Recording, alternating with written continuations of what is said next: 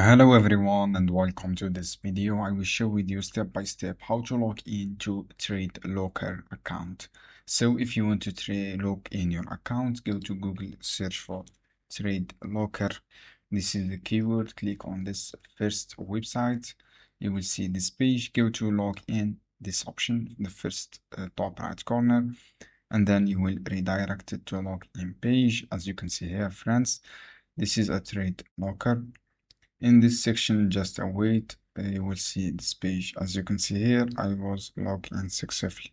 So just click log out, and then if you want to log in from this option, click on use Google or Apple ID to log in.